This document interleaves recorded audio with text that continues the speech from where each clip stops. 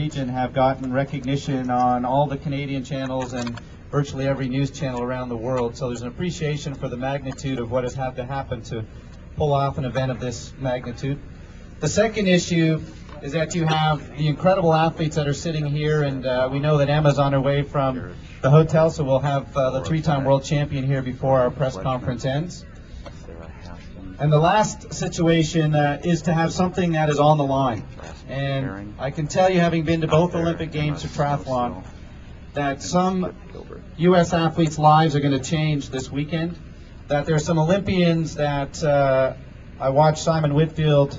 Nobody knew who he was before the 2000 Olympic Games, even in his own country, and days later he was on the front of magazines and cereal boxes. So the opportunity with $750,000 and with Olympic berths on the line, there is going to be life-changing moments.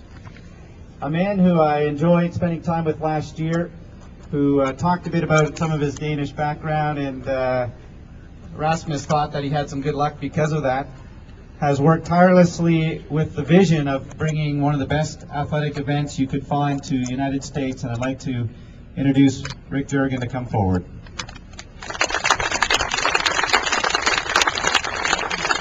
Thank you all for being here.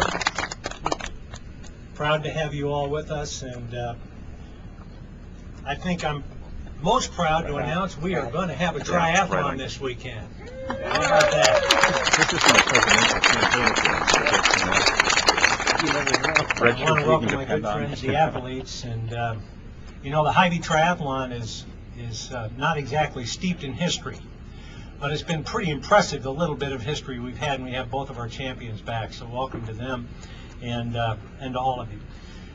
Let me also say that it's amazing the work that's gone into putting this thing together.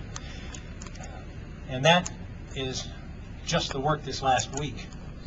The team has been working on this since before last year's event to plan this year's event, and that all blew up in their face. But behind me are the people who made this possible. And I can tell you, were it not for the people in these red shirts and others here in red shirts and other volunteers from around the community, it wouldn't have happened, and it wouldn't have happened because we wouldn't have had the guts to do it. But these people are so amazing, so organized, so hardworking, so dedicated that they pulled it off as though it was easy. And I particularly want to single out, it's risky to single people out, but there are a couple of people. Randy, step forward here. This is Randy Edeker, Senior Vice President. He runs our retail operations. Randy's a guy that I went to, I don't know, 2 years ago now, 3 years ago now, and said, I have this idea of a first-class event. And Randy's the guy that helped us figure out a way to make it a world-class event. And it's a World Cup, it's an Olympic qualifier, it's excitement we only dreamt of. He's the guy that helped create the vision. He's the guy that made the vision come to fruition. And he's the guy that designed the area we're standing in a few short days ago. And so I'd like for you to thank Randy for his leadership in this event.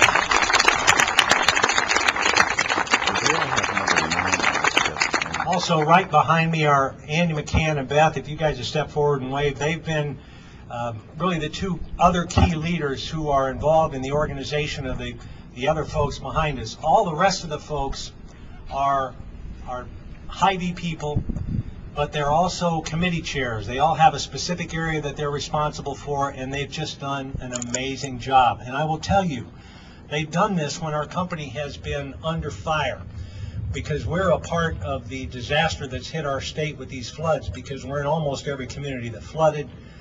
15 stores in Cedar Rapids, 5 in Iowa City, 3 in Ottumwa, every town, Waterloo, Des Moines.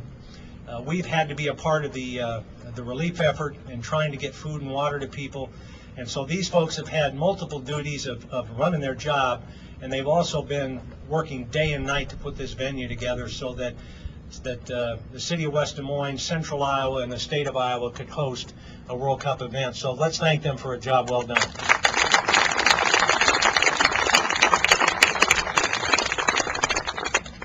They did it. What they did, they've just had a few days. It was just Monday we were standing here with the mayor and the city manager talking about whether or not we'd have a swim and whether or not we could get it set up. And literally they pulled off a superhuman effort. and I think we'll have something that the whole world will be impressed by when we run the races. There's others to thank, and I certainly want to recognize the International Triathlon Union. Lorene Barnett is here. Where'd she go? There she is, right there. Lorene, thank you and your team. Also, she's the executive director. We have the executive director of the U.S. Triathlon Federation, Skip Gilbert. Where's Skip? Oh, Skip's right here, right beside me. Skip, thank you, and your team has been fantastic. Without their support, there'd have been no event. They've just been wonderful and very supportive in helping us get through the difficulties that we've had. I guess Mother Nature's been testing us the last little while as a state and as a city, and I don't know, I don't know about you, but I'm a little bit amazed we had the flooding problems we had in Iowa, because it really only rained twice. Once for 10 days and once for 15 days. But the response of Iowans has been amazing. I talked to the CEO of the Red Cross this morning. She called because she was so dazzled by our state and the response of our people, and she was particularly gracious in her comments about our company, Hy-Vee. But she said, there's something very infectious about Iowa. And I think our athletes would agree with that, especially the winners. They're particularly fond of Iowa. But it is a great place. It's a great place to live and work, and in particular the city of West Des Moines. Boy, how can we thank them enough? The mayor, Steve Gear. Steve, please stand up and let them recognize you, would you please? Our city manager, Jeff Pomerantz. Jeff, take a bow. You deserve it. I stood here on Monday afternoon, just right around the corner here. We stood and all of us said together, we can do it. And we did. And thanks for your help. And obviously the city council, all of our plans meant nothing if they didn't agree and buy in. And so the representatives, Charles Snyder and Loretta Seaman, others that I'm not sure all who's here, but I can't say enough about the council. They personally stepped up and helped, as well as giving us the go-ahead and the support we need. And their people are out there furiously planting and repairing and helping get things ready after the flood. It's miraculous. And also the superintendent of schools. I don't know that Tom's here, Tom Narek, but we're taking over their school. He's been just fantastic, and the entire staff of the city. Folks, I don't know who to thank, but you do, and please thank them on behalf of all of us involved with this event in any way, shape, or form. Before the floods, we planned to have this at our state capitol and in our capital city. Obviously, as I said, Mother Nature took that away from us. And our good friends in West Des Moines were willing to step up and help their sister city and help the state of Iowa really do a world-class event for world-class athletes. And so we really want to thank the state of Iowa, in particular Molly Anderson, who you'll hear from later, who's with the Department of Administrative Services, and Ray Walton, Chief Operating Officer. Those folks have been just very instrumental in helping us get the event ready prior to the floods. And obviously with the city of Des Moines, the mayor, Frank County, Rick Clark, the city manager, they were just awesome. Our heart sickened that we couldn't have the event in our town. It just broke their heart. But they were wonderful in helping us and in supporting us right up to the bitter end when they had to cut us loose because they just couldn't commit the resources, and we agreed they shouldn't. But we do have the people that kind of headed up the Des Moines Triathlon team, and we want to recognize them, Candy Reindl and also Sergeant Chip Beardsley. Stand up and take a roll of their proud.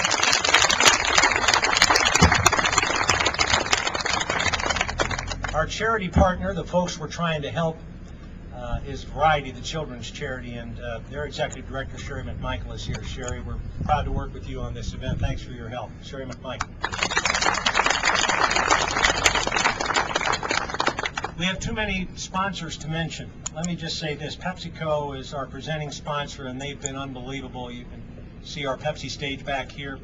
If you look at the fencing around various parts of the course, you're going to see the other sponsors, and we just can't thank them enough for all they've done to make this thing come together. This has been a perfect example of the quality of people that are in this state, and to all the people, the cities, everyone that's been involved, my good friends behind me,